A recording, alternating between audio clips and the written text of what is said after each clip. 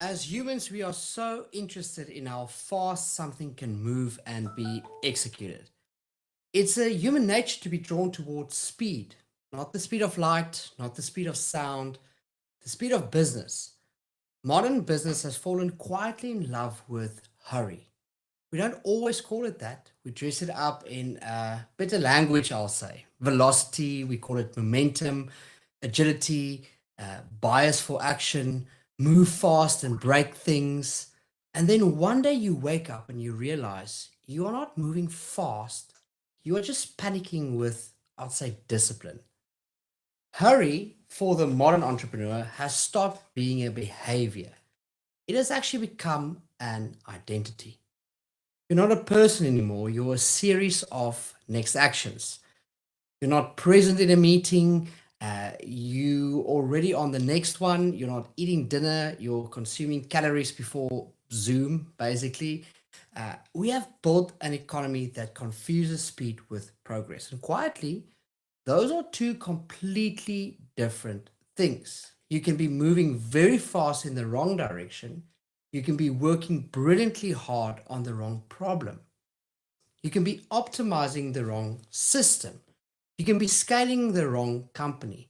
And the faster you do all of that, the more damage you do before you realize. This is the part that most founders actually miss. Hurry doesn't just slow you down. Sometimes hurry is a thing that took you here in the first place. Solomon, 3,000 years ago, with no notifications and no Slack, already understood this. He kept writing about pace, not about laziness. He never glorified slow, he hated sloth. But he kept warning about something else, something more subtle. He kept warning about hurry. The two verses I want to put on the table are these. Proverbs 19, verse 2. It says, desire without knowledge is not good, and whoever makes haste with his feet misses his way. Proverbs 21, verse 5 says, the plans of the diligent lead surely to abundance, but everyone who is hasty comes only to poverty. Look deeper into that, not only the surface value. Solomon does not contrast haste with rest. He does not contrast haste with sleep. He does not contrast haste with vacation. He contrasts haste with diligence. That distinction is going to do a lot of work for us today because diligence is not the opposite of speed. Diligence is the opposite of haste. And in the first series of this or first episode of this series, we started looking into diligence.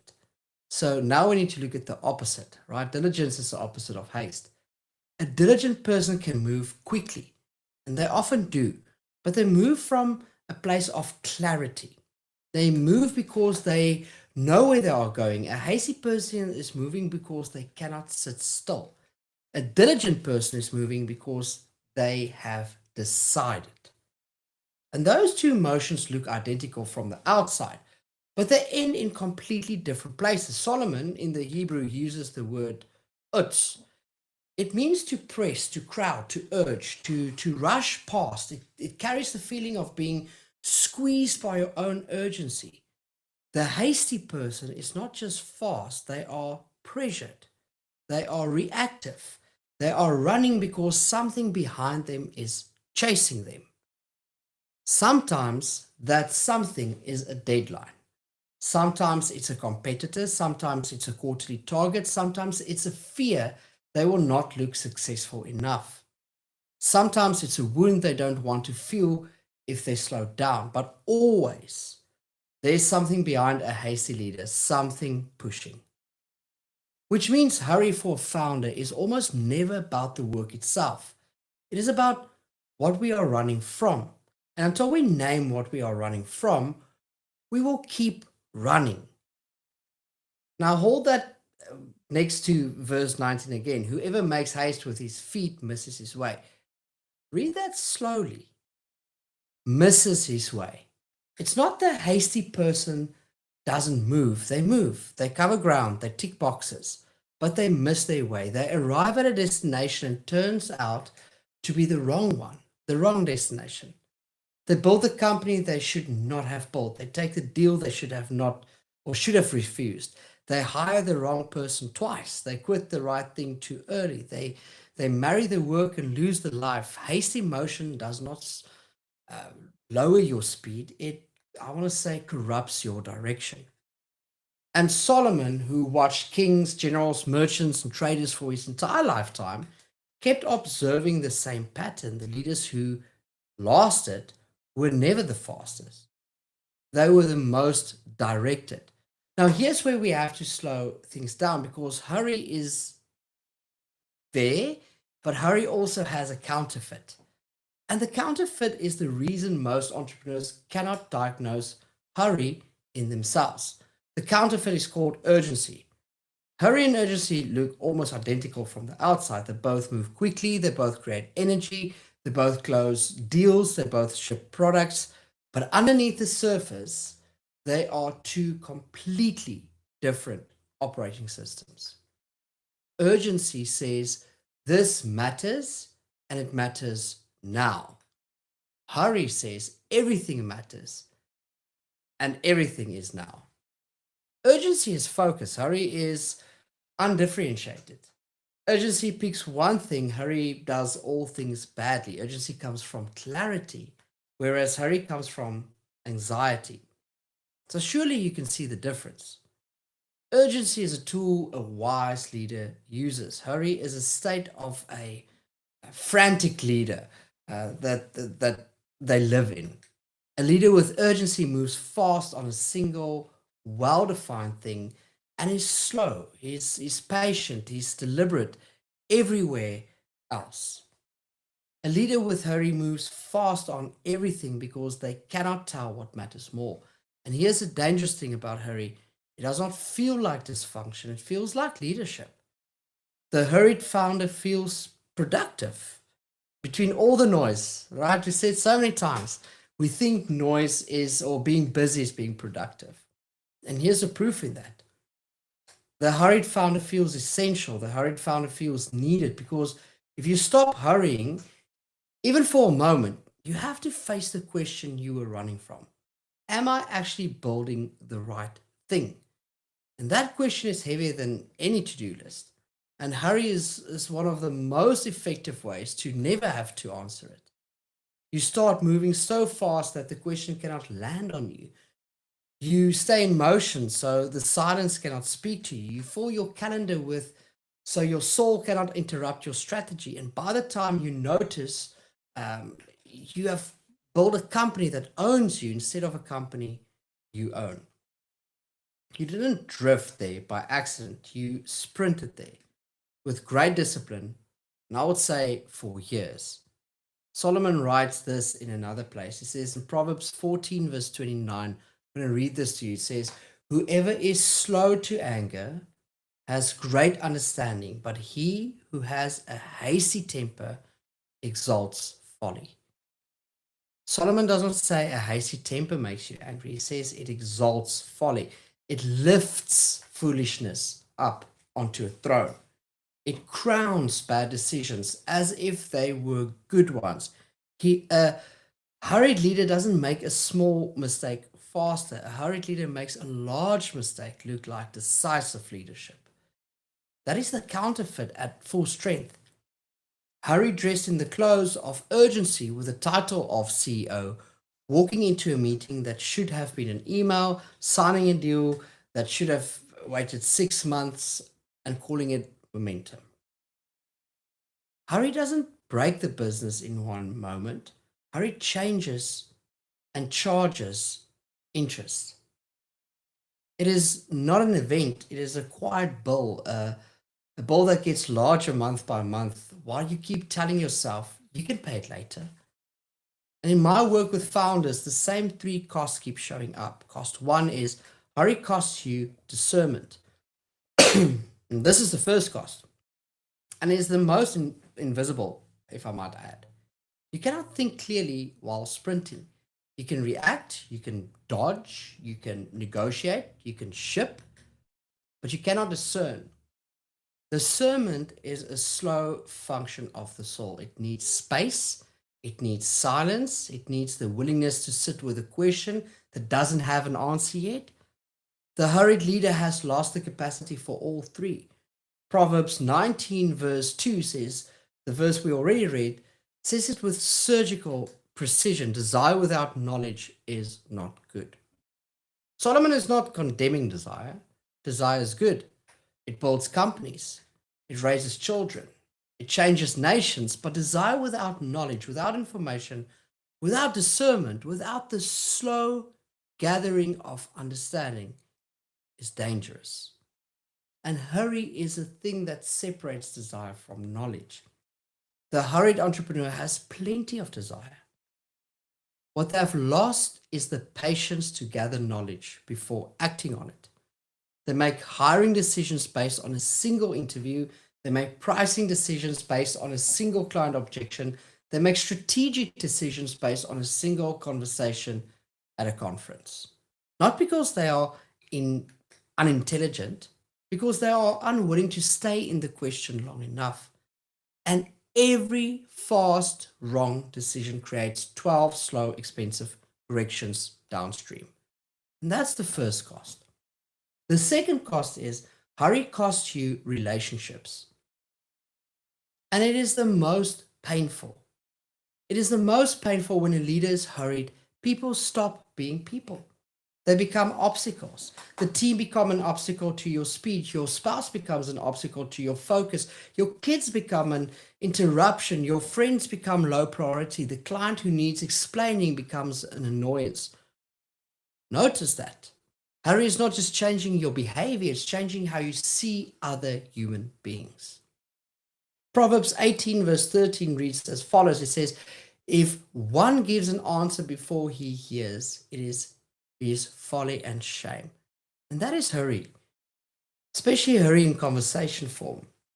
The hurried leader does not actually listen. They wait for their turn.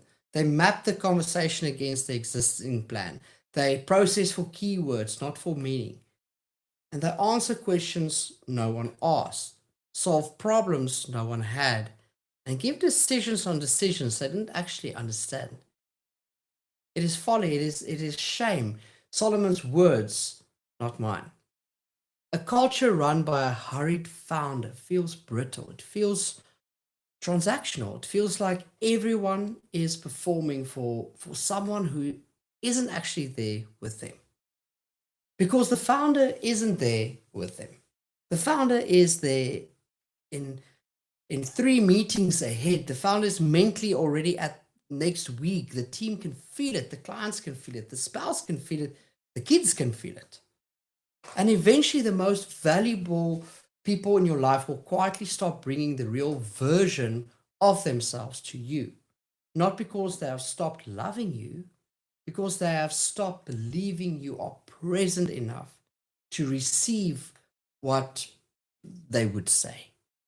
And that's the second cost. Now, cost number 3, hurry costs you presence. This is the third cost. It is the most existential. A hurried life is a life that never actually arrives. You spend your 20s hustling so your 30s will work.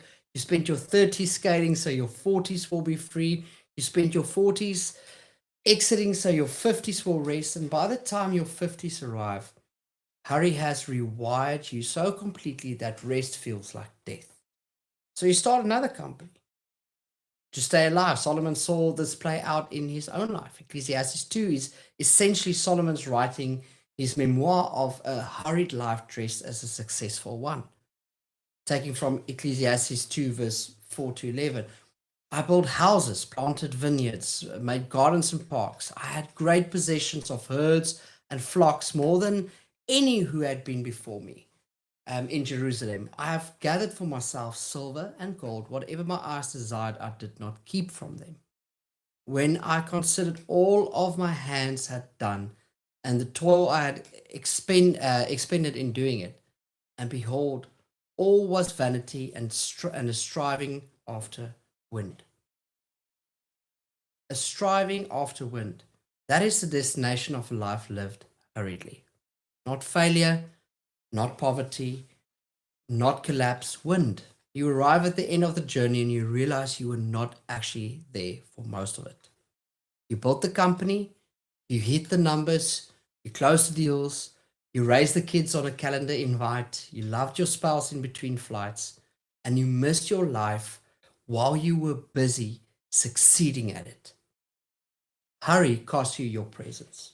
And presence is the only place a life is actually lived.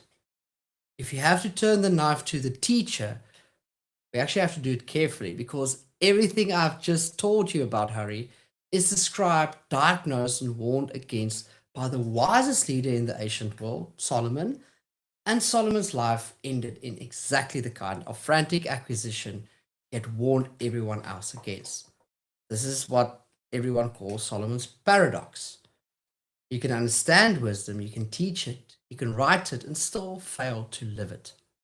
A king with 1,000 wives, a king with foreign alliances God had explicitly forbidden, a king who built temples for the gods of his wives, a king whose kingdom split under his own son in a single generation. That is not the legacy of a man at rest. That is a legacy of a man chasing.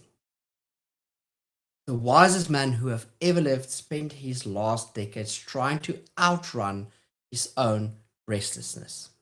Which means knowing this episode, listening to this teaching, nodding at the proverb does not protect you from the hurry. Information does not equal transformation. Knowing you are hurried is not the same as becoming unhurried. And this is where the New Testament gives us a category, right? It was kind of like the theme word for the last 3 or 4 episodes, and I really want to embed that. Solomon could not fully give us this category, and that category, or that concept from the New Testament, is paideia, the word we are looking into quite a lot, the inspiration and reminder on how we shape ourselves and others. You found the word in Hebrews 12. It is sometimes translated as discipline, sometimes as training, sometimes as instruction. None of those words quite kind of like capture it. Paideia is the slow, formative shaping of a person over time. It's how we raise our kids. It's not informing, it's forming. You cannot read your way out of hurry. You cannot productivity kind of like hack your way out of hurry. You cannot quit your day job out of hurry. You cannot, you can quit the job and bring the hurry with you. Most founders actually do. Hurry is dismantled by paideia, by the slow shaping of a different, I want to say, inner peace, under the authority of something larger than your own ambitions. For Solomon, that something was meant to be the fear of the Lord. Proverbs 16 verse 9 says, "The heart of a man plans his way, but the Lord establishes his steps." Solomon does not say, stop planning. He says, he does not say stop pursuing. He does not say stop building. He says keep planning, but hold those plans inside the larger reality that you are not the one ultimately establishing the steps. That single verse taken seriously takes the air completely out of hurry, because hurry assumes you are the only one moving things forward. That if you stop for a moment, the entire architecture collapses, that nothing is happening unless you are doing it. And the moment you actually believe Proverbs 16 verse 9, that there is a sovereign who is establishing your steps in ways you do not see, your speed slows down. Not because you care less, because you trust more. Pace becomes a posture of faith, and that is the paideia. The slow work of becoming a person who can wait without panicking, who can pause without feeling that ground is being lost, who can sit in a conversation without checking the same time, who can keep a Sabbath without feeling guilty, who can spend a Saturday with their family and not lose Monday's edge. The kind of inner pace is not natural.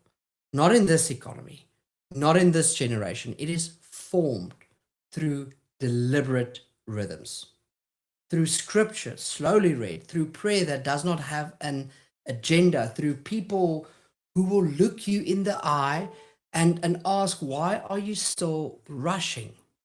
Through rest that you actually take, not rest that you talk about. There's no leader on earth who is not being formed by something. The only question is whether you are being formed by hurry or whether you are being formed against it. Hurry is the silent operating system of modern leadership. It feels like productivity, it feels like urgency, it feels like leadership, but it is none of those things. It is a slow corruption of direction in motion. And it costs you three things: your discernment, your relationships, your presence. Three costs that look from the inside like clarity, like output, and especially like ambition. And from the outside, look like a leader slowly disappearing inside their own calendar. This is why Solomon kept circling back to it. Jesus walked deliberately, never panicked, never ran. And the leaders who actually built things that lasted were not the fastest, they were the most directed. But there is some good news here.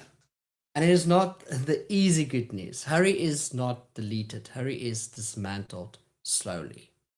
It's through Paideia, through formation, through the patient work of becoming a person whose pace is not dictated by anxiety.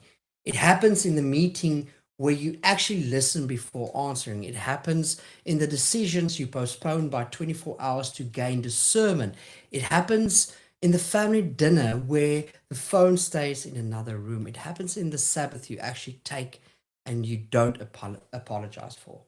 It happens in the prayer where you stop telling God your plans and start asking after His. It happens in scripture, slowly read over decades. It happens when you stop measuring your worth throughout. It happens when you remember the work is what you do, not who you are. Because here is the binary we sit with at the end of all of this.